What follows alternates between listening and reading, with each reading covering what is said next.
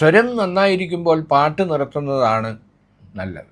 CPIയെ സംബന്ധിച്ചിടത്തോളം ഇടതുമുന്നണിയിലെ CPIയുടെ നില വളരെ മോശമാണ്. പണ്ടൊരിക്കൽ RSPയെ കുറിച്ചാണെന്ന് തോന്നുന്നു കെ മുരളീധരൻ പറഞ്ഞതുപോലെ ഒരു കാറിൽ ഇരുത്താവുന്ന ആളുകൾ മാത്രമേ ആ പാർട്ടിക്കുള്ളൂ എന്ന് പറഞ്ഞ് മുരളീധരൻ അപഹസിച്ചിരുന്നു. ആ ഒരു അവസ്ഥയിലേക്ക് CPI പോകാതിരിക്കണം. കാരണം 64-ൽ പാർട്ടി പിളരാൻ ഇടയാക്കിയ സാഹചര്യം, ആ സാഹചര്യത്തിന് ഇടയാക്കിയത് കോൺഗ്രസുമായിട്ടുള്ള ബന്ധമാണ്. കാരണം റഷ്യൻ ലൈനാണോ ശരി, ചൈനീസ് ലൈനാണോ ശരി എന്ന തർക്കം 60കളുടെ തുടക്കം മുതൽ നിലവിലുണ്ടായിരുന്നെങ്കിലും നെഹ്റുവിൻ്റെ നേതൃത്വത്തിലുള്ള കോൺഗ്രസുമായി സഹകരിക്കണമെന്ന നിലപാട് ഡാംഗെ ഉൾപ്പെടെയുള്ള CPI നേതാക്കൾ, കമ്മ്യൂണിസ്റ്റ് പാർട്ടി നേതാക്കൾ ഉയർത്തിപ്പിടിച്ചപ്പോഴാണ് EMS അടക്കമുള്ള ആളുകൾ തെറ്റിപ്പിരിഞ്ഞ് 64-ൽ പാർട്ടി രണ്ടായി പിളർന്നത്, CPM-ഉം CPI-യും.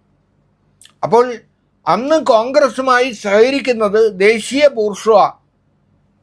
ബൂർഷ്വാസിയുമായി കൈകോർക്കാൻ കഴിയില്ല, കോൺഗ്രസുമായി സഹകരിച്ചുകൊണ്ട് ഒരു കൂട്ടുകെട്ട് സാധ്യമല്ല എന്ന നിലപാടായിരുന്നു CPM-നുള്ളത്. പക്ഷേ ഇന്ന് ഇന്ത്യയിലെ രാഷ്ട്രീയ അന്തരീക്ഷമാകെ മാറി. കഴിഞ്ഞ 11 കൊല്ലമായി രാജ്യം ഭരിക്കുന്നത് BJP-യാണ്. വാജ്പേയി സർക്കാർ 2 വട്ടം ഭരിച്ചെങ്കിലും തുടർച്ചയായി 3-ാം ടേമിലും നരേന്ദ്രമോദി പ്രധാനമന്ത്രി ആയതോടെ മുഖ്യ ശത്രു BJP-യാണ് എന്ന കാര്യത്തിൽ 2 പാർട്ടികൾക്കും സംശയമില്ല. അതുകൊണ്ട് തന്നെയാണ് രാഹുൽ ഗാന്ധിയുടെ നേതൃത്വത്തിൽ പ്രതിപക്ഷ കക്ഷികൾ രൂപീകരിച്ച ഇന്ത്യ മുന്നണിയുടെ ഭാഗമായി CPIയും CPM-ഉം ഉൾപ്പെടെയുള്ള ഇടതുപക്ഷ കക്ഷികളും ചേർന്നത്. രാജസ്ഥാനിലും തമിഴ്നാട്ടിലും അടക്കം മറ്റു സംസ്ഥാനങ്ങളിലെല്ലാം ഈ പാർട്ടികൾ ഒന്നിച്ചാണ് മത്സരത്തെ നേരിട്ടത്. കേരളത്തിൽ മാത്രമാണ് ഇടതുപക്ഷം ഭരിക്കുന്നതുകൊണ്ട്, പിണറായി സർക്കാർ ഭരിക്കുന്നതുകൊണ്ട് അതിൽ കക്ഷികളായ CPM-ഉം CPI-യും ഇവിടെ കോൺഗ്രസുമായി മുഖാമുഖം ഏറ്റുമുട്ടും. ദേശീയ കാഴ്ചപ്പാടോടുകൂടി ഇന്ത്യൻ രാഷ്ട്രീയത്തെ കാണുകയാണെങ്കിൽ ഒരു സംസ്ഥാനത്ത് ഒരു നയം, മറ്റൊരു സംസ്ഥാനത്ത് മറ്റൊരു നയം എന്ന രീതി കമ്മ്യൂണിസ്റ്റ് പാർട്ടികൾക്കില്ല, ഇടതുപക്ഷ പാർട്ടികൾക്കില്ല.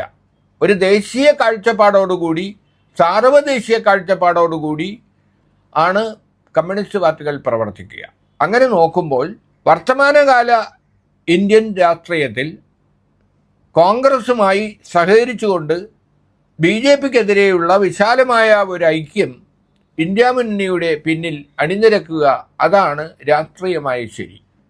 ഇപ്പോൾ വയനാട്ടിൽ പ്രിയങ്ക ഗാന്ധി മത്സരിക്കാൻ വരുമ്പോൾ അവിടെ പതിവായി മത്സരിക്കാറുള്ള CPI മത്സരിക്കുമോ എന്ന കാര്യത്തിൽ ആശങ്ക നിലനിൽക്കുകയാണ്.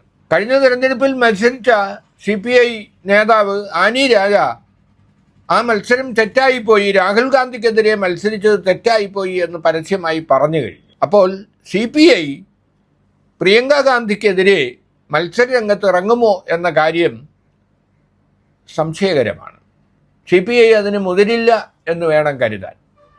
അപ്പോൾ കേരളത്തിൽ ഇപ്പോഴുണ്ടായിരിക്കുന്ന BJP-യുടെ അക്കൗണ്ട് തുറക്കൽ, സുരേഷ് ഗോപിയുടെ വിജയം, പൂരം തടസ്സപ്പെട്ട ദിവസം രാത്രി മന്ത്രി രാജനടക്കമുള്ളവർക്ക് ചർച്ചകൾക്ക് എത്താൻ കഴിയാതിരുന്ന സന്ദർഭത്തിൽ ഒരു ആംബുലൻസിൽ സംഭവസ്ഥലത്തെത്തി ചർച്ച നടത്തി വെടിക്കെട്ട് പകൽ സമയത്ത് നടത്താനും മറ്റും തീരുമാനമെടുത്ത സുരേഷ് ഗോപി, എല്ലാവരും പ്രവചിച്ചതുപോലെ പൂരം കലങ്ങി സുരേഷ് ഗോപി വിജയിക്കുകയും ചെയ്തു. അപ്പോൾ ഇടതുപക്ഷ നേതാക്കൾക്കോ കോൺഗ്രസ് നേതാക്കൾക്കോ ഈ പ്രശ്നം പരിഹരിക്കാൻ ഇടപെടാൻ കഴിയാത്ത ഒരു സാഹചര്യം അവിടെ ഉരുത്തിരിയുകയും പോലീസ് ബാരിക്കേഡുകളും ജനങ്ങളുടെ എതിർപ്പുമെല്ലാം മറികടന്നുകൊണ്ട് ആംബുലൻസിൽ സുരേഷ് ഗോപി എത്തി ചർച്ച നടത്തി പ്രശ്നം പരിഹരിക്കുകയും മറ്റും ചെയ്തത് പ്രത്യക്ഷമായല്ലെങ്കിലും പരോക്ഷമായെങ്കിലും സുരേഷ് ഗോപിയുടെ വിജയത്തിന്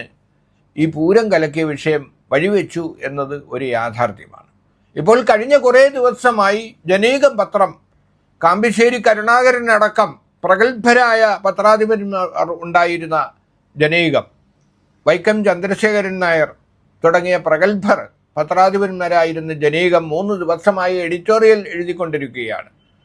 പൂരം അട്ടിമറിയെക്കുറിച്ചുള്ള അന്വേഷണ റിപ്പോർട്ട് വിശ്വസനീയമല്ലെന്നും MR അജിത് കുമാറിനെ മാറ്റി നിർത്തി പുനരന്വേഷണം ആവശ്യമാണെന്നും അട്ടിമറിയുടെ യഥാർത്ഥ വിവരങ്ങൾ പുറത്തു കൊണ്ടുവരണമെന്നും ആവർത്തിച്ച് ആവശ്യപ്പെടുകയാണ് ജനീകം.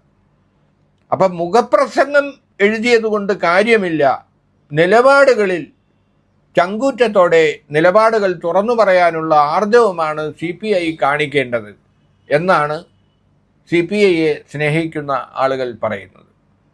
മറ്റൊരു സംഭവം ഓർമ്മ വരുന്നത്, ഒന്നാം പിണറായി സർക്കാരിൻ്റെ കാലത്ത് നിലമ്പൂരിലും അട്ടപ്പാടിയിലും ഉൾപ്പെടെ 8 നക്സലൈറ്റുകളെ വെടിവെച്ചു കൊന്ന സന്ദർഭത്തിൽ നിലമ്പൂരിലെയും അട്ടപ്പാടിയിലെയും ഏറ്റുമുട്ടലുകൾ വ്യാജ ഏറ്റുമുട്ടലുകളായിരുന്നു എന്ന് അന്ന് പാർട്ടി സെക്രട്ടറി ആയിരുന്ന കാനൻ രാജേന്ദ്രൻ ആരോപിച്ചിരുന്നു. അസിസ്റ്റന്റ് സെക്രട്ടറി പ്രകാശ് ബാബു അട്ടപ്പാടിയിലെത്തിയ അന്വേഷണം നടത്തുകയും ആ ആരോപണം ആവർത്തിക്കുകയും ചെയ്തിരുന്നു. എന്നിട്ടും ഈ 8 നക്സലൈറ്റുകളെ ഒരു കമ്മ്യൂണിസ്റ്റ് സർക്കാർ, ഒരു ഇടതുപക്ഷ സർക്കാർ വെടിവെച്ചു കൊന്ന സംഭവത്തെക്കുറിച്ച് ഒരു ജുഡീഷ്യൽ അന്വേഷണം നടത്താൻ പോലും ഈ സർക്കാർ തയ്യാറായില്ല. അപ്പം അന്ന് ശക്തമായ നിലപാടെടുത്ത കാനൻ രാജേന്ദ്രൻ ഇന്ന് നമ്മോടൊപ്പം ഇല്ല. രാജേന്ദ്രന് പകരം ബിനോയ് വിശ്വമാണ്. പിണറായി സർക്കാർ വന്നതിന് ശേഷം സ്പ്രിംഗ്ലർ ഇടപാട്, ഈ വ്യാജ ഏറ്റുമുട്ടൽ കൊലപാതകം, അലൻ്റെയും ധാഗയുടെയും UPA കേസ് അടിസ്ഥാനപ്പെടുത്തിയുള്ള അറസ്റ്റ് തുടങ്ങിയ വിഷയങ്ങളിലെല്ലാം CPI വ്യത്യസ്തമായ നിലപാടാണ് എടുത്തത്. പക്ഷേ എന്തുകൊണ്ടാണ് ഈ സർക്കാരിനെ തിരുത്താൻ, ആഭ്യന്തര വകുപ്പിനെ തിരുത്താൻ CPIക്ക് കഴിയാതെ പോകുന്നത്? കേരള കോൺഗ്രസിനെ മുന്നണിയിലേക്ക് കൊണ്ടുവന്നതിനെ പോലും ആദ്യഘട്ടത്തിൽ എതിർത്തവരാണ് CPI. കാരണം മാണിക്കെതിരെ വലിയ ഗുരുതരമായ ആരോപണങ്ങൾ ഉന്നയിച്ച ബാർ കോഴ കേസിനെതിരെ ശക്തമായ സമരം നടത്തിയ, ബഡ്ജറ്റ് അവതരണം തടസ്സപ്പെടുത്തിയ ഇപ്പോഴത്തെ മന്ത്രി ശിവൻകുട്ടി അടക്കമുള്ളവർ പ്രതിഷേധിച്ച് കുഴഞ്ഞു വീണ, സ്പീക്കറുടെ കസേരയടക്കം EP ജയരാജൻ അടക്കമുള്ളവർ എടുത്തെറിഞ്ഞ ആ സംഭവം പോലും ഉണ്ടായിട്ടും കേരള കോൺഗ്രസ് മാണിയുമായി ഐക്യപ്പെടാനും മറ്റും തയ്യാറായി. ജോസ് കെ മാണി തോറ്റ് തുന്നമ്പാടി. ഈ കഴിഞ്ഞ പാർലമെൻറ്റ് തിരഞ്ഞെടുപ്പിൽ കോട്ടയം സീറ്റും അവർക്ക് നഷ്ടപ്പെട്ടു. എന്നിട്ടും കേരള കോൺഗ്രസിനെ ഇടതുപാളയത്തിലേക്ക് കൊണ്ടുവന്നത് ശരിയാണ് എന്ന നിലപാടിലാണ് ഇപ്പോഴും CPM. പക്ഷേ CPI അന്നു മുതൽ ഇപ്പോഴുവരെയും അക്കാര്യത്തിൽ എതിർപ്പിലാണ്.